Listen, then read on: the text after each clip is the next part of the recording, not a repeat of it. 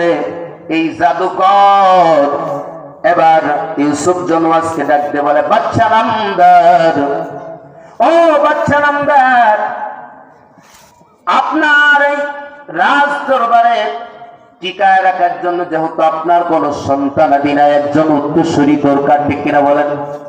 আবার আমিও কখন চলে যাব, মারা যাব। কারণ কি ভাইরা আমার, পৃথিবীতে যত মুসলিম বলেন, যত বড় নাস্তিক যদি হয়ে থাকে, কাফির হয়ে থাকে, ইহুদি খ্রিস্টান বৌদ্ধ নাসারা, সকল কোরআনের সমস্ত আয়াত যদি অস্বীকার করে, কুল্লু নাফসিন যায়িকাতুল মাউত, এই আয়াতটা সবাই স্বীকার করে, ঠিক কিনা জোরে বলেন? এই জাদুকর, কারণ ওই জামানায় জাদুবিদ্যাকে মানুষ প্রাধান্যতে দিত। গণকের ব্যবসা ছিল, হাত দেখে গণক, এখনো কম বেশি দুই এক জায়গা আছে না নাই? কথা বলেন। এই গণক বা জাদুবিদ্যাকে সকলে বেশি প্রাধান্যতা দিত। এই রাজদরবারের ইউসুফ জনওয়াজের রাজদরবারের এই জাদুকর বলে, আমি তো বিদ্যা হয়ে যাচ্ছি, আপনি একজন সুন্দর ব্রেনিওয়ালা চেহারাওয়ালা টকটকে একজন যুবক, একজন যুবক একটা ছেলে আমাকে দিবেন, যাকে আমি জাদুবিদ্যাটা শেখাবো, আপনার রাজদরবারে থাকবে, আমার জাদুবিদ্যাটাও রক্ষা হবে, আপনার রাজদরবারও আপনার রাজসিংহাসন রক্ষা হবে। প্রিয় ভাইয়েরা আমার, এবার সংক্ষেপ কথা, ইউসুফ জনওয়াজ লোক লাগায় দিল, বাহিনী লাগায় দিল, একজন সুন্দর, এলাকার মধ্যে খুঁজে বের করো সবচেয়ে সুন্দর চেহারা এবং ব্রেনিওয়ালা একজন টকবগির যুবক চাই।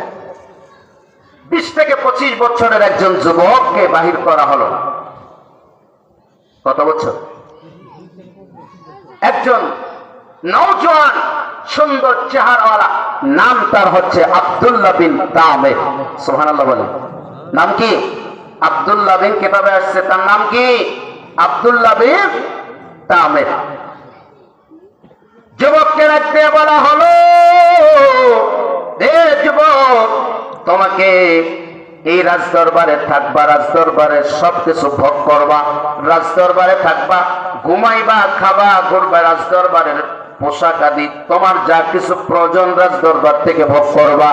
ওই জাদুকরের বাড়িতে তুমি যাইবা আর আসবা, তুই জাদুবিদ্যা শিখবা, শিখে শিখে তুমি আসবা, আর এইগুলো আস্তে আস্তে বাস্তবায়ন করবা। সংক্ষেপ কথা, আব্দুল্লাহ বিন তামের যুবক এবার রওনা হয় জাদুবিদ্যা শেখার জন্য। একদিন, 2 দিন, 5 দিন, কয়েক সপ্তাহ চলে যায়। হঠাৎ করে একদিন জাদুবিদ্যা শিখে জাদুকরের বাড়ির থেকে আসার পথে দেখতে পায় একজন বৃদ্ধা মানুষ, ঈসা আলাইহিস সালাতু ওয়াস সালামের অনুসারী একজন মুসলমান, খ্রিস্টান ধর্মের একজন পাদ্রী, একজন পণ্ডিত। এই ধর্ম মুসলিম ধর্মের প্রচার করে, দিন শিক্ষা দেয়। কন্যা সুবহানাল্লাহ।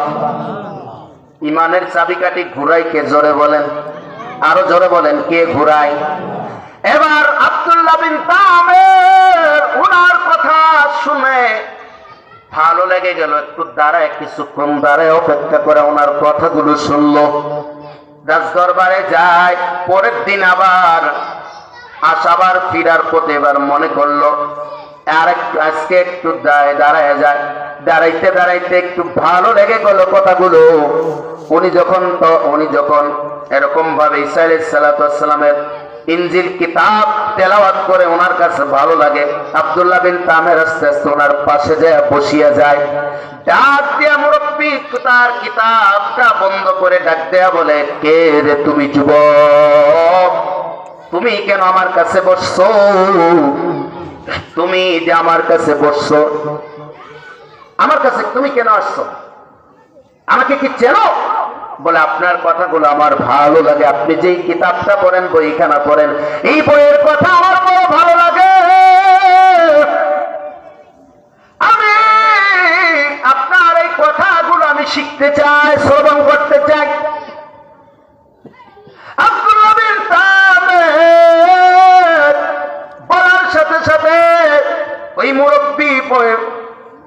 খ্রিস্টান পাদ্রী, মুসলমান ধর্ম প্রচারক বলতে থাকে, এ যুবক, তোমার ঠিকানা কোথায়, তোমার বাড়ি কোথায়, কোথায় থাকো, কই করো তুমি? সব ঘটনা খুলে বলার পরে বলল, যদি বাচ্চা নামদার জানতে পারে আমাকেও শেষ করে দেবে, তোমাকেও শেষ করে দিবে। বলে যে আমি কখন আসবো?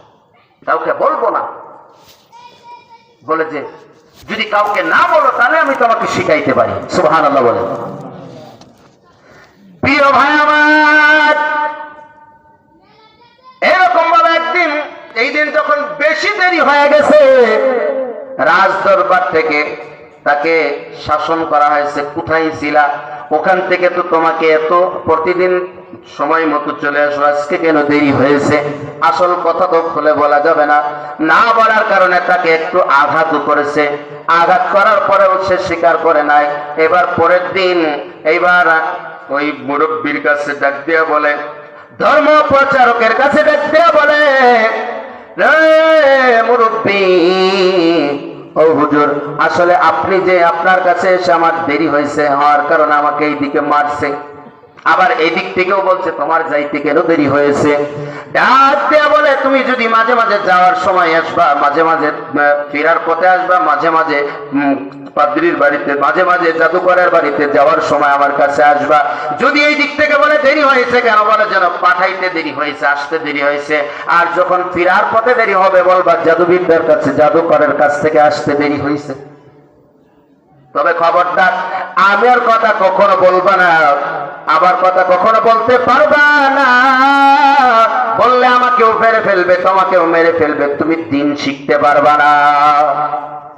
অনেক দিন চলে যায়, সংক্ষেপ কথা। এরকম শুনি বারবার, জাদুকরের বাড়ি যায়, কিন্তু জাদুবিদ্যাটা ওনারা বেশি ভালো লাগে না। আব্দুল্লাহ বিন তামেরের জাদুবিদ্যা বেশি ভালো লাগে না। এই মুরব্বীর কথা, ইসলাম দেখি মুসলমান ধর্মের কথা, খ্রিস্টান ধর্মের যে প্রচার করে ঈসা আলাইহিস সালামের অনুসারী, এই মুরব্বীর কথা, এই পাদ্রীর কথা ওনার বেশি ভালো লেগে যায়। কন্যা সুবহানাল্লাহ। একদিন রাস্তা দিয়ে হেঁটে হেঁটে যায়, দেখে অনেকগুলো মানুষ দাঁড়ায় দাঁড়ায় চিল্লা চিল্লি করতেছে। একটু ভিড় ঠেলে সামনের দিকে লাগায়, যায় দেখে একটা বাঘ, একটা বাঘ দাঁড়ায় আছে, মানুষের দিকে হামলা দেওয়ার জন্য এরকম প্রস্তুতি নিয়ে দাঁড়ায় আছে। মানুষগুলো বাঘকে দেখিয়ে আগায় না,